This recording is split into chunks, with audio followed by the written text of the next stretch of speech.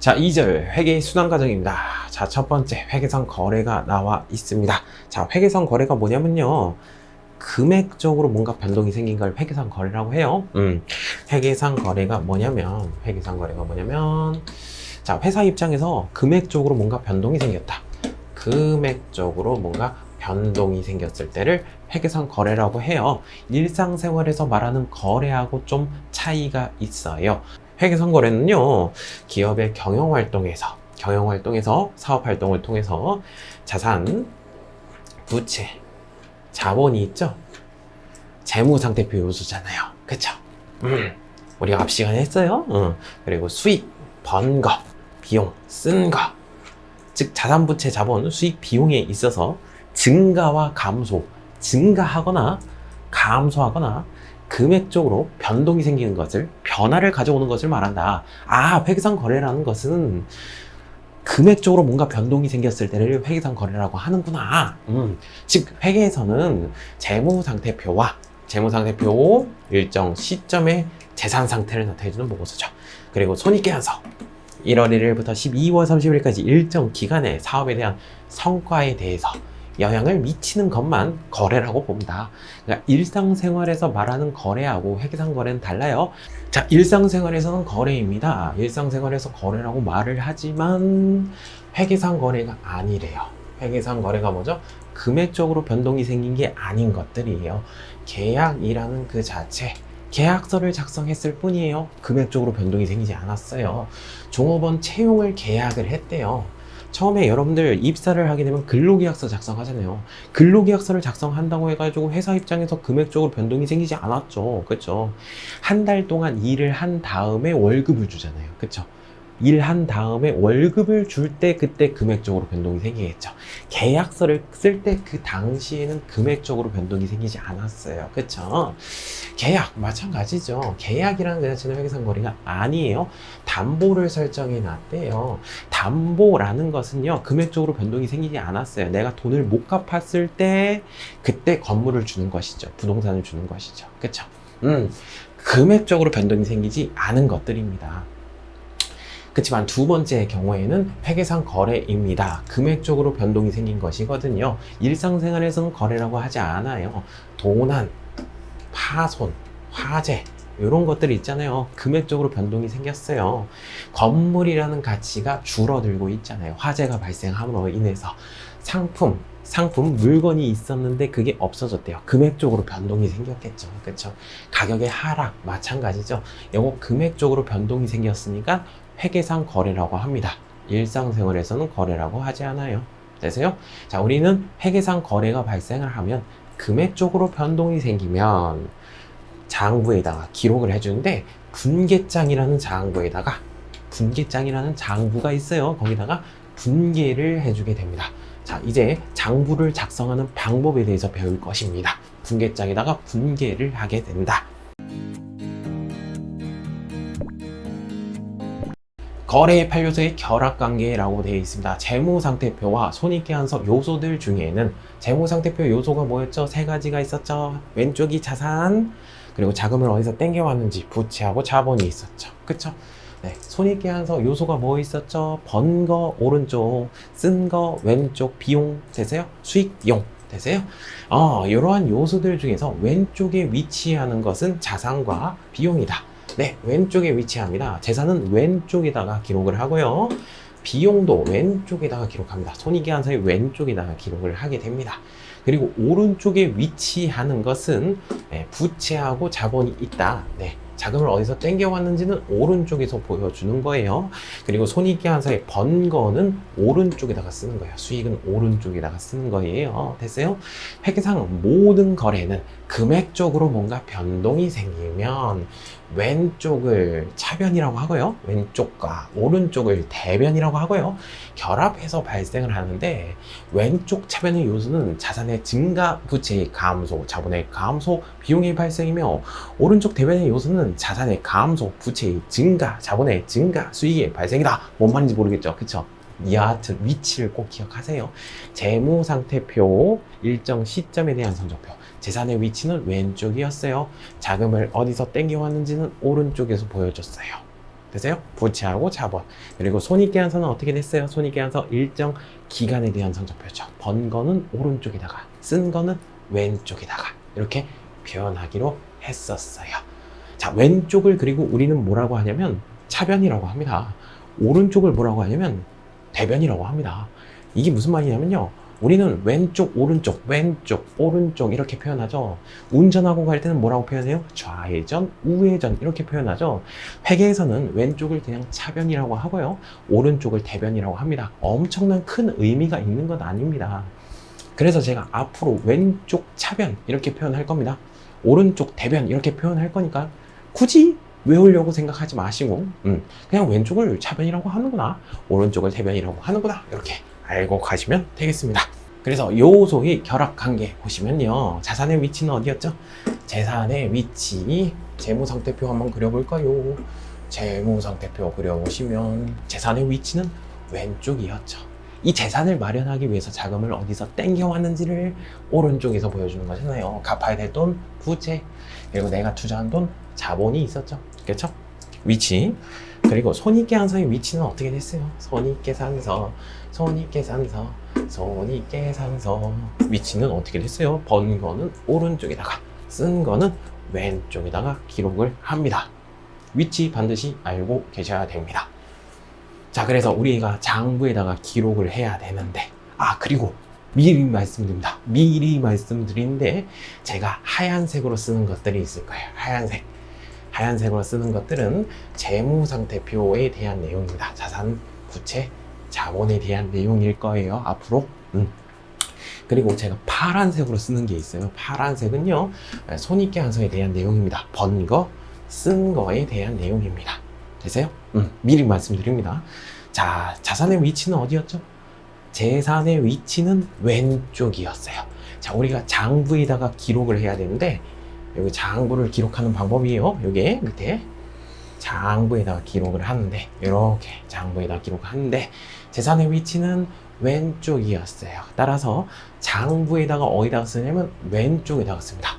즉 재산이 늘어났다면 자산의 증가는 왼쪽 차변에다가 씁니다. 왜? 재산의 위치가 왼쪽이니까요. 되세요? 자, 그 다음에 부채가 늘어났다면, 만약에 빚이 생겨났다면 부채의 위치는 어디예요? 오른쪽이잖아요. 부채 위치는 오른쪽이니까 빚이 늘어났다면 장부에 어디다가 오른쪽에다 씁니다. 부채의 증가는 오른쪽 대변에다가 씁니다. 장부의 오른쪽에다 쓰는 거예요. 빚이 늘어났다면. 되세요? 자본의 위치는 어디예요? 자본의 위치는 오른쪽입니다. 나의 몫이 늘어났다면 오른쪽 대변에다가 씁니다. 마찬가지 자본의 증가는 오른쪽 대변에다가 씁니다.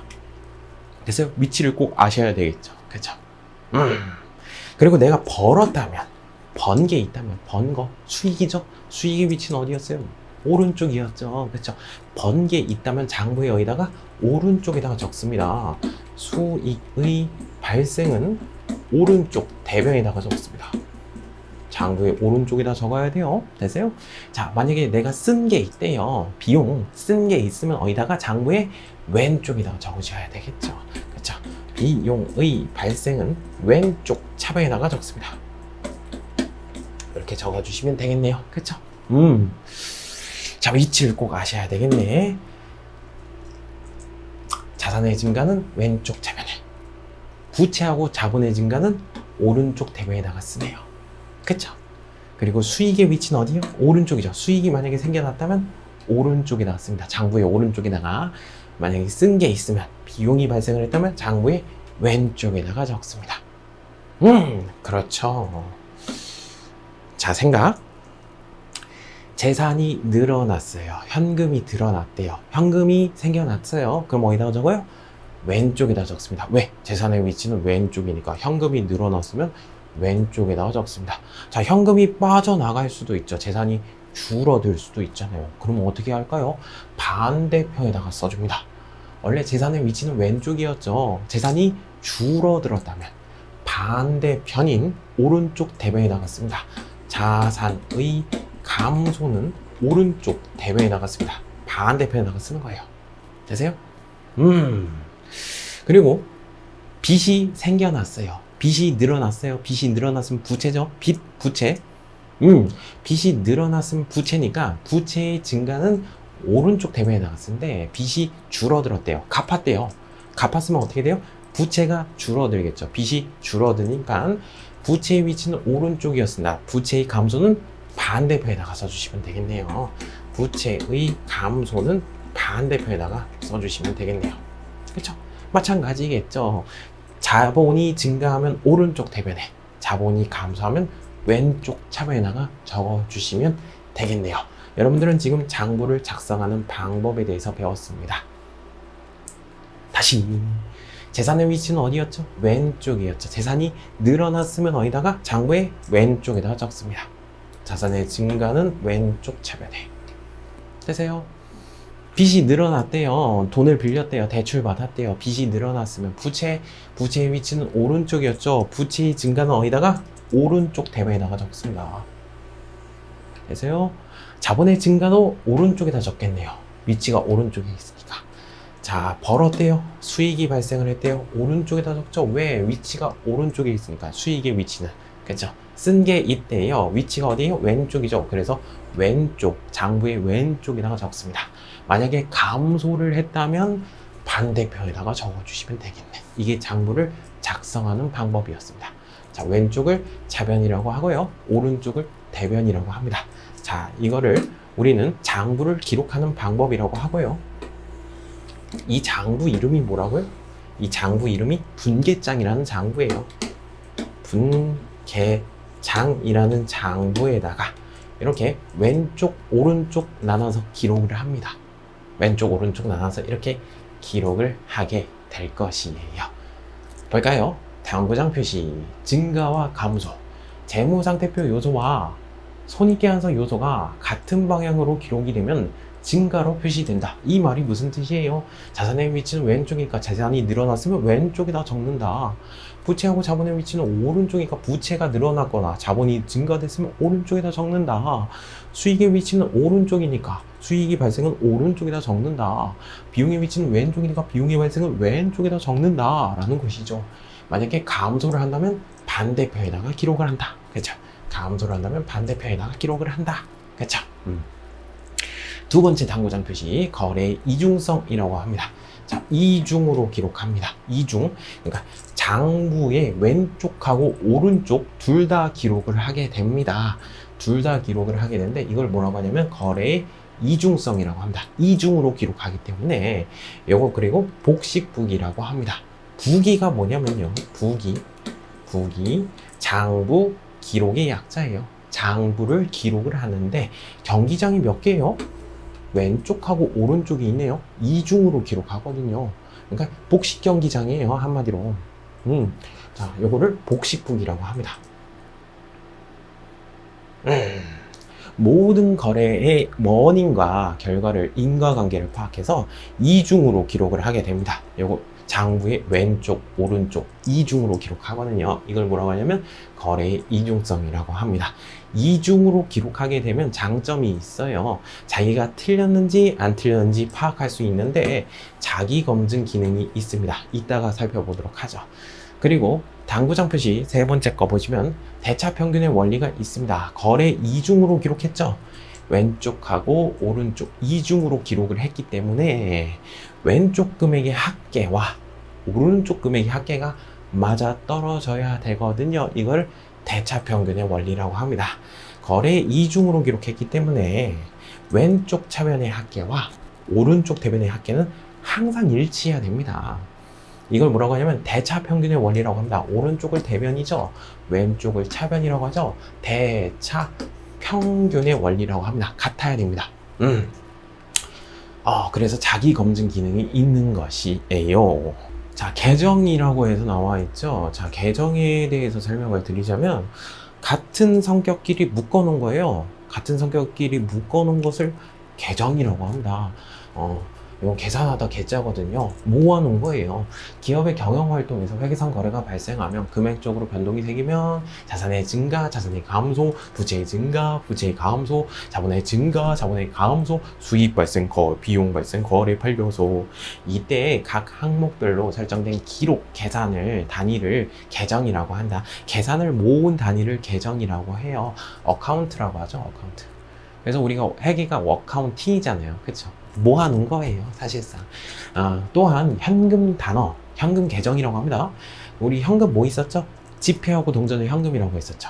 지폐라는 단어, 동전이라는 단어 따로따로 쓰게 되면 되게 단어가 많아진다고 했잖아. 그래서 이거 성격을 묶어가지고 뭐라고 했어요? 현금이라는 단어를 썼었죠. 현금이라는 단어의 계정, 단어를 묶어놓은 거예요. 예. 보통 예금이라는 계정 되세요? 상품 계정 등과 같이 이름을 붙이는 것을, 여기 이름이잖아요. 우리 단어들 외웠잖아요. 현금이라는 단어, 현금이라는 단어, 보통 예금이라는 단어, 상품이라는 단어를 외워줬었죠. 그걸 이름을 뭐라고 하냐면 계정 과목이라고 합니다. 저는 앞으로 계정 과목 이꼴 단어라고 표현을 할 겁니다. 되세요? 단어라고 표현을 할 거예요. 3번 분계와 분계장입니다. 아까 전에 장부 이름이 뭐였었죠? 분계장이라는 장부였어요. 분계장이라는 장부에다가 왼쪽 차변, 오른쪽 대변 해가지고 이중으로 기록해 준다며요. 나눠서 기록하는 것을 뭐라고 하냐면 분계라고 합니다. 분계. 나눠서 기록한다는 뜻이에요. 기업의 경영활동에서 회계상 거래가 발생하면 금액적으로 뭔가 변동이 생기면 왼쪽 차변의 계정과 오른쪽 대변의 계정에 어떤 계정 과목을 적을 것인가, 어떤 단어를 적을 것인가를 기록하고 결정하는 절차를 분계라고 하며 나눠서 기록한다.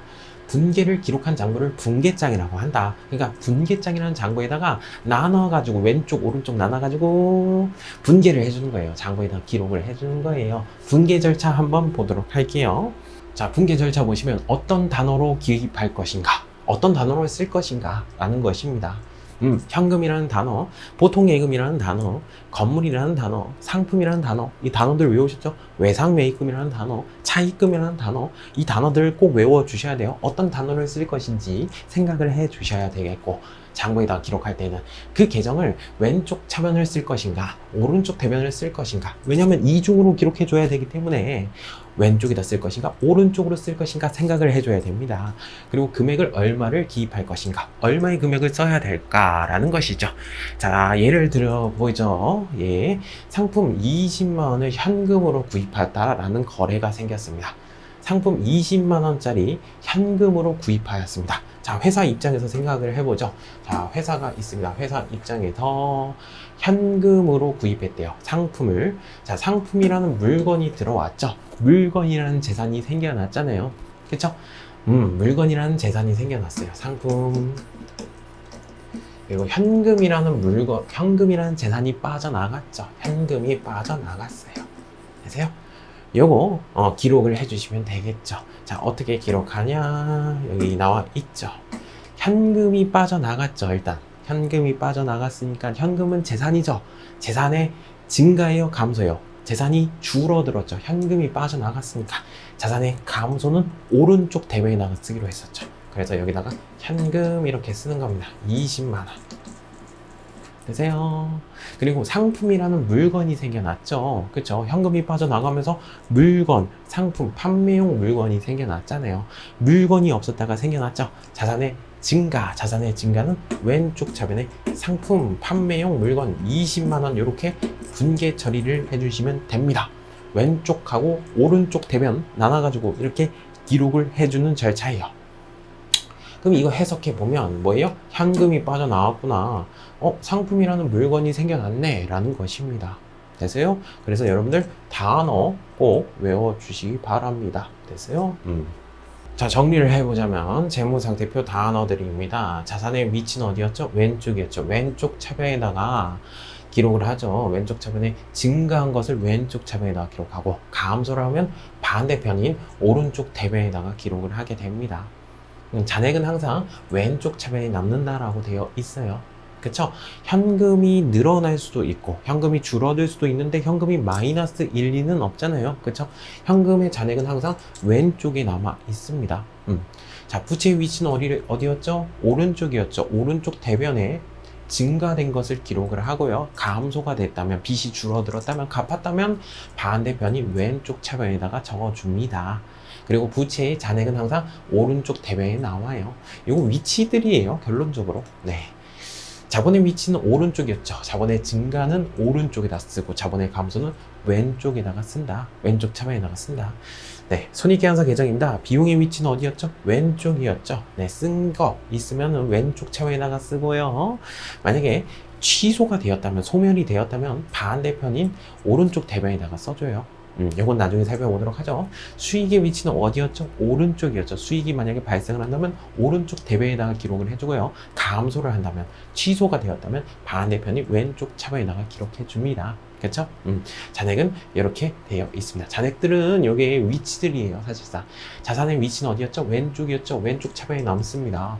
부채하고 자본의 위치는 오른쪽이었죠. 잔액은 오른쪽 대변에 남습니다. 그래서요, 수익의 위치는 오른쪽이었죠. 잔액은 오른쪽에 남습니다. 오잉? 요거구나. 요거 오른쪽에 남습니다. 비용의 위치는 왼쪽이었죠. 잔액은 왼쪽에 남습니다. 라는 것입니다. 자, 우리가 분계장에다 분계를 해봤어요. 분계장에다 분계를 하고, 그 다음에 뭘 해줘야 되냐면, 총계정 원장이라는 장부가 있어요. 총계정 원장이라는 장부에다가 전기라는 것을 해줘야 됩니다. 자, 여기서 말하는 전기는 앞에 연도를 얘기하는 게 아니에요. 다른 전기예요. 찌릿찌릿. 자, 기업의 경영활동에서 회계상 거래가 발생하면, 회계상 거래가 뭐죠? 금액적으로 뭔가 변동이 생기면 분계장에다가 분계를 하죠. 분계한 내용을 해당 계정에 옮겨 적는 절차를 전기라고 합니다. T 계정이라고 있거든요. 거기다가 옮겨 적는 절차를 전기라고 한대요. 찌릿찌릿. 해당 계정에 설정돼 있는 장부를 총계정 원장이라고 한대요. 즉 총계정 원장에다가 T 계정으로 해가지고 찌릿찌릿 해가지고 옮겨 적는 것을 전기라고 한대요. 자, 전기하는 방법도 아셔야 됩니다. 자, 우리 전기하는 방법 연습하겠습니다. 자, 예시. 아까 전에 그 예시가 나와 있죠? 상품 20만 원을 현금으로 구입하였다 라고 나와 있죠? 분계 한번 해볼까요?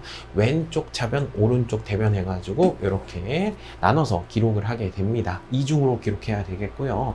현금으로 구입하였다. 현금이 빠져나가겠죠? 자산의 감소는 오른쪽 대변에다가 쓰네요. 그렇죠. 재산이 늘어났으면 왼쪽에다, 재산이 감소되었으면 오른쪽에다 쓰겠죠. 20만 원 이렇게 써주시면 되겠네요. 그리고 판매용 물건인 상품이 생겨났죠. 상품, 자산이죠. 자산의 증가는 왼쪽 차변에 상품이라는 단어 쓰시면 되겠네요. 판매용 물건 20만 원 이렇게 분계 처리해 주시면 되겠네요. 이 장부 이름이 뭐죠? 분계장이라는 장부에다가 이렇게 나눠서 기록을 한다고요. 이중으로 기록했죠. 거래의 이중성. 왼쪽 금액의 합계 얼마예요? 20만 원. 오른쪽 금액의 합계 얼마? 20만 원이죠. 그쵸? 오른쪽 대변하고 왼쪽 차변의 금액이 같아야 되겠죠. 그쵸? 이걸 뭐라고 했어요? 대차 평균의 원리라고 했었잖아요. 그쵸? 이렇게 분계장에다가 이렇게 분계를 했어요. 그러면 이제 총계정 원장이라는 장부에다가 이렇게 작성을 하게 됩니다. 자, 전기하는 방법 보여드리도록 할게요. 상품이라는 단어가 있고요. 현금이라는 단어가 있어요. 그쵸? 그럼 어떻게 해주냐? 상품 T를 그려줘요. 상품이라는 단어에 T를 그려주고요. 이렇게. 되세요? 현금이라는 단어에 T를 그려줘요. 이렇게. 되세요? 여기 전기하는 방법이에요. RITT, just like TT. 전기해 볼게요. 전기. 시그널 보내는 거예요. 자, 상품 20만 원이 왼쪽에서 시그널 보내고 있죠. 20만 원. 오른쪽에 없잖아요. 왼쪽에 있잖아요. 그럼 어디다 보내줘요? 상품 T, 해당 T에 어디다가 왼쪽에다 보내주는 거예요. 되세요? 찌릿찌릿 되세요? 전기하는 거예요. 찌릿찌릿 20만 원 이렇게 보내줍니다. 되세요? 찌릿. 그리고 반대편에 있는 단어 현금을 써줍니다. 반대편에 있는 단어 현금을 이렇게 써주게 되죠. 여기 전기하는 방법이에요. 요거 한번 해볼까요? 현금 20만 원이 오른쪽에서 시그널 보내고 있어요. 어디다 보내줘요? 현금 T에 오른쪽에다 보내준다고요. 찌릿. 현금 T에 어디다가 20만 원 오른쪽에다가 적어주셔야죠. 그리고 반대편에 있는 단어 뭐라고 써줘요? 상품이라는 단어를 써주시면 되겠네. 이게 전개하는 방법이에요. 그리고 해석을 해보자면 상품은 자산이죠. 판매용 물건 자산이잖아요. 자산의 증가는 왼쪽에다 쓰겠죠. 아, 상품이 생겨났구나 라는 것이죠. 뭘 주고? 현금 주고 생각났구나 라는 것이죠. 이거 한번 해석 좀 해볼까요? 현금은 자산이죠. 자산이 줄어들었구나. 자산의 감소는 오른쪽에다 쓰잖아요. 상품으로 샀구나 라는 것이죠. 이렇게 해석할 수 있는 거예요.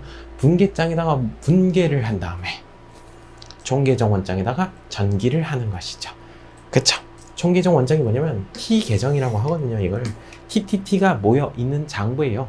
총계정 원장, T계정, 총계정 원장이라고 해요.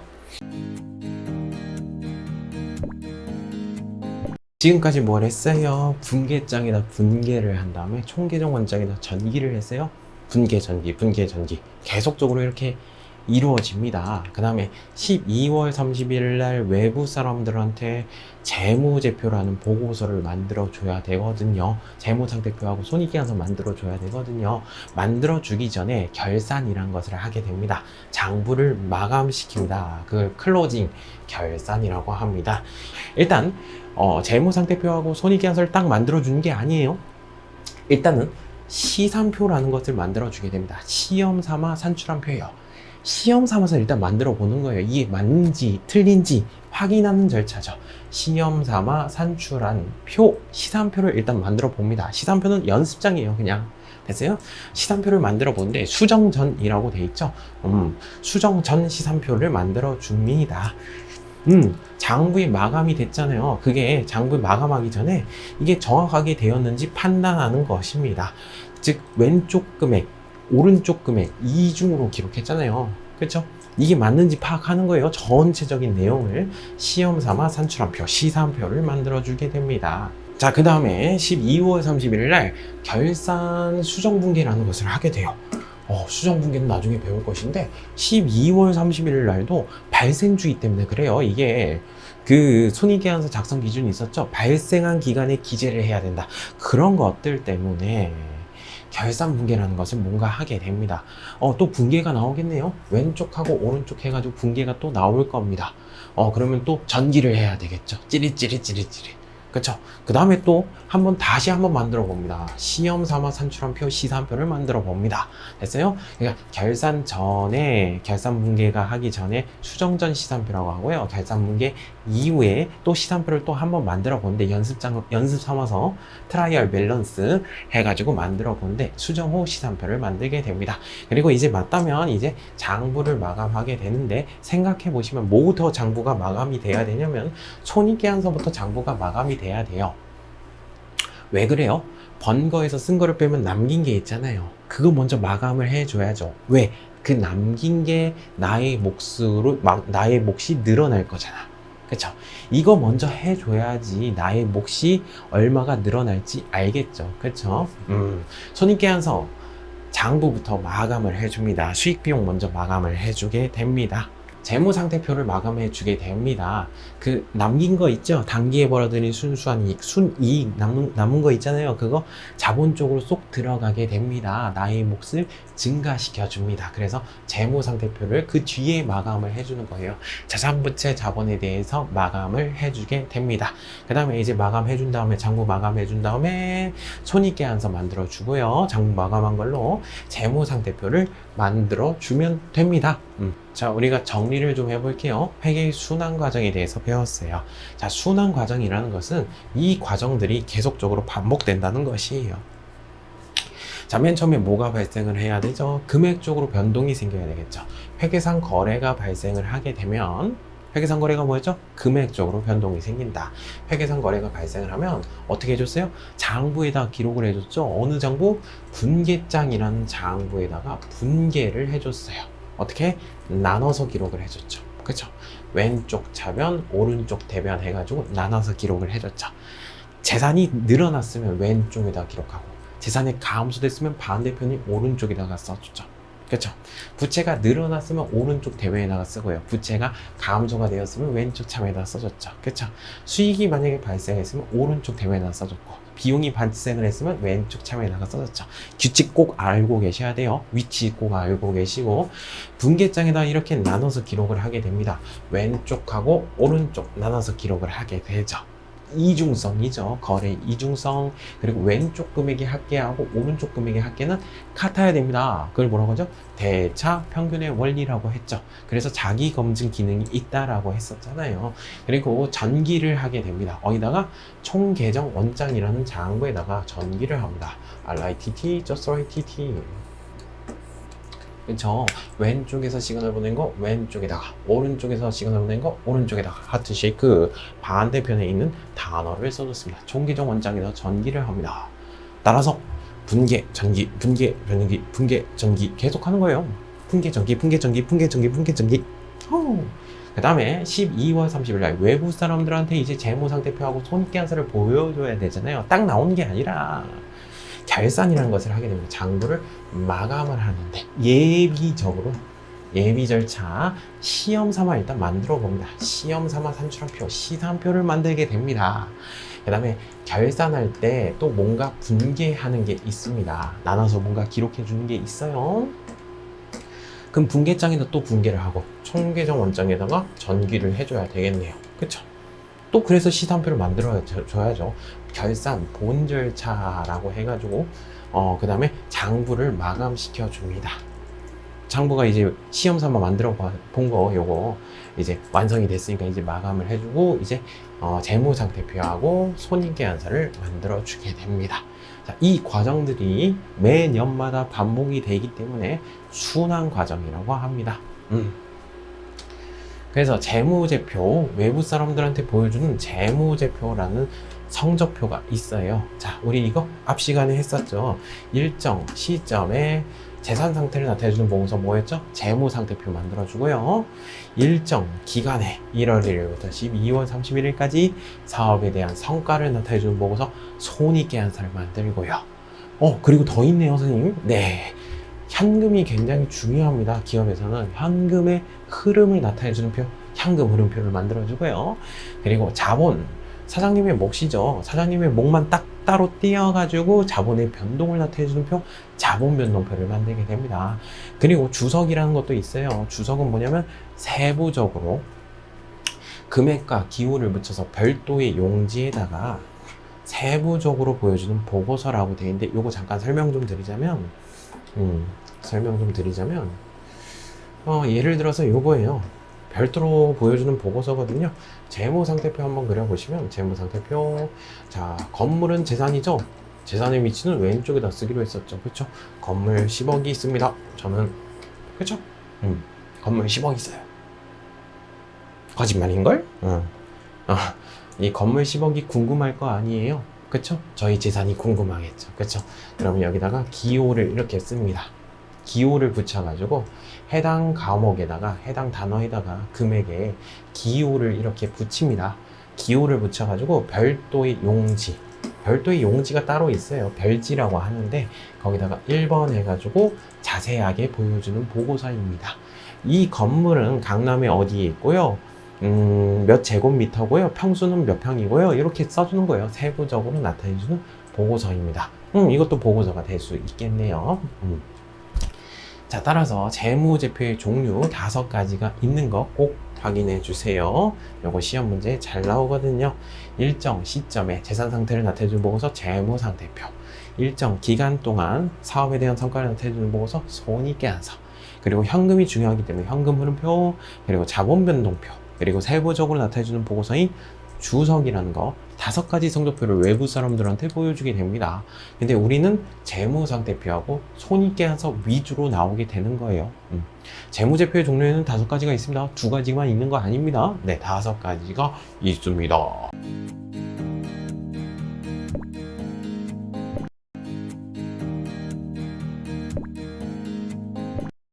자, 유형별 연습 문제 실무 이론평가 제1절 재무회계 쪽입니다. 자, 1번 재무회계 기본 개념이고요. 1번 문제입니다. 김 과정의 답변에 대해서 알 수 있는 거래 분석으로 옳은 것은 자, 2부장 주식회사 항공에 대해서 외상매입금을 언제 지급했습니까? 외상매입금이 뭐죠? 외상으로 물건 구입했으니까 갚아야 될 돈이죠. 그거 언제 지급했습니까? 언제 갚았습니까? 김 과장, 방금 전에 보통예금 계좌에서 이체를 했습니다. 우리 회사 통장에서 이체를 해줬습니다. 그러면 이거 분계 처리할 수 있겠죠. 자, 외상매입금 갚아야 될 돈이죠. 갚아야 될 돈이 이제 사라졌죠. 갚았잖아요. 그쵸? 부채의 감소는 왼쪽 차변에 나오겠네요. 외상 매입금이 사라지겠죠. 그쵸? 그 다음에 보통예금 통장에서 돈이 빠져나갔죠. 통장 재산이잖아요. 재산의 감소는 오른쪽 대변이 되겠죠. 보통예금 통장에서 돈이 빠져나갔습니다. 자산의 감소는 오른쪽 대변이 되겠네요. 분계 처리를 하자면 요거겠죠. 그쵸? 내용 상태가 뭐예요? 부채의 감소겠죠. 그리고 자산의 감소가 되겠죠. 그쵸? 정답은 2번이 되겠네요. 네, 정답은 2번. 3번입니다. 다음 중 재무 보고에 대한 설명으로 옳지 않은 것은 재무 정보를 만들어서 외부 사람들한테 보고를 하겠죠. 그걸 재무 보고라고 하는데 그거에 대해서 옳지 않은 것은 재무 보고는 다양한 이해관계가 있는 자에게 경제적 의사결정을 위해서 재무 정보를 제공하는 것을 말한다. 맞는 표현이죠. 그렇죠? 우리 회사에 대한 재무 정보를 제공해가지고 우리 회사 투자해 주세요라고 하는 것이잖아요. 2번 재무제표의 가장 핵심적인 재무 보고의 수단이 네, 재무제표라는 5가지 성적표 있죠? 외부 사람들한테 보여주잖아요. 핵심적인 재무보고의 수단이다. 맞는 표현이에요. 3번, 재무보고는 기업 실체의 경제적 자원과 의무, 이게 뭐예요? 자산, 요 부채죠. 갚아야 될 돈, 경영성과, 현금 흐름, 자본 변동에 대한 정보를 제공하는 것을 말한다. 맞는 표현이죠. 4번이 틀렸죠. 주석도 재무제표의 종류의 하나에 해당이 되죠. 자세하게 보여주는 보고서잖아요. 그렇죠? 네, 주석도 재무제표에 포함이 됩니다. 따라서 3번은 4번이 틀렸습니다. 주석도 재무제표입니다.